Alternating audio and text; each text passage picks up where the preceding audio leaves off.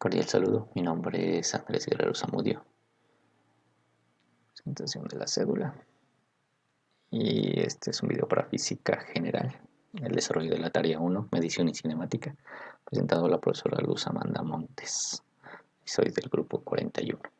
Ahora en esta oportunidad vamos a desarrollar los ejercicios del estudiante número 2. Y este video va para el ejercicio número 1, simulador, para el uso del simulador. Entonces tenemos que nos piden demostrar gráficamente en el simulador que la suma de dos vectores es independiente del orden de la suma. Entonces tenemos la primera suma, que es a más b, el vector a más el vector b igual al vector c.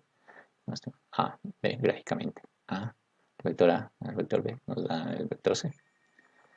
Si cambiamos el orden, entonces tenemos el vector b más el vector a, también nos va a dar el vector c. Si lo observamos en el simulador, por ejemplo, tenemos que a más b nos da c. Si cambiamos el orden, a b, b más a, vemos que es el mismo vector c. ¿Listo? Después nos piden demostrar mediante ecuaciones, una ecuación 3, 4 y 6, algunos de los resultados de la tabla 4. Este es los resultados de la tabla 4 que se llenó anteriormente. Entonces los que vamos a analizar son los que están resaltados. Entonces cojo como punto A 5 menos 5 y el punto B que el vector B estará en 2 y en 9. Entonces los componentes en A, los componentes del vector A, entonces en X son 5 y en Y son menos 5, y los componentes del vector B en X son 2 y en Y son 9. Entonces reemplazamos en la fórmula que dice que para la suma de los vectores se suman separadamente los componentes X y el componente Y. Entonces tenemos los componentes X 5 y 2 y los componentes Y menos 5 más 9, menos 5 más 9, y esto nos da como resultado 7 y 4, que son los componentes del vector C. Entonces aquí tenemos 7 y 4 y ahí nos da el resultado.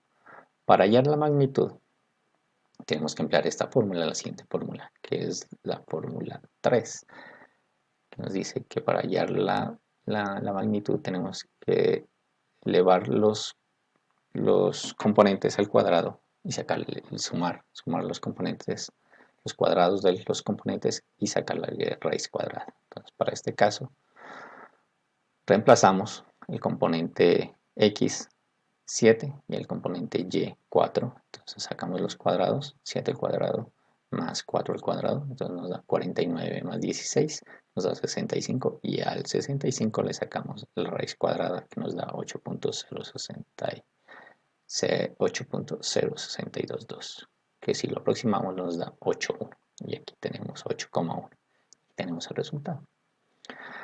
Para hallar la dirección o el ángulo, tenemos que es esta fórmula: tangente a la menos 1 del componente Y sobre el componente X. Entonces tenemos, para este caso, que el componente X es 7 y el componente Y es 4. Entonces hacemos la división, 4 sobre 7, y a eso le sacamos 4 sobre 7. 4 sobre 7 nos da 0.571428, y a este resultado le sacamos el arco tangente o la inversa de la tangente, que nos dará como resultado 29.7448, que si lo aproximamos nos da 29.7 grados, que es este resultado de aquí.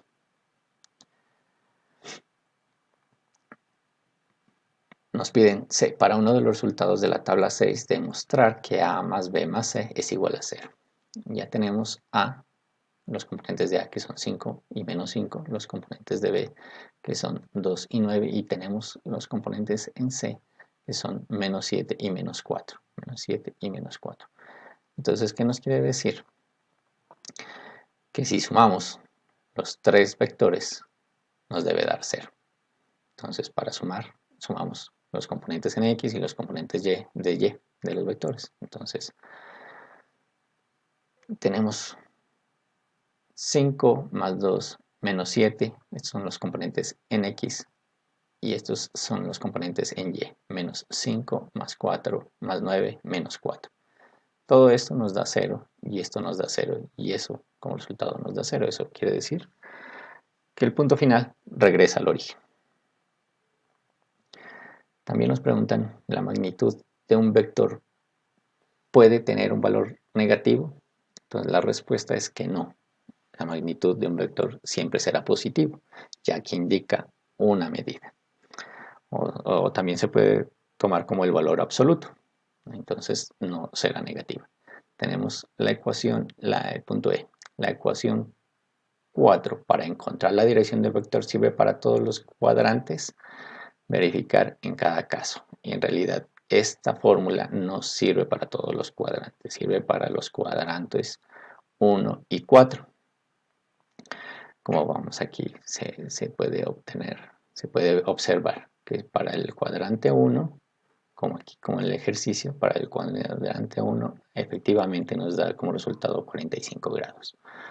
Y para el cuarto cuadrante, efectivamente vemos como resultado nos da el ángulo de menos 60.3. Entonces para estos dos cuadrantes sí aplica.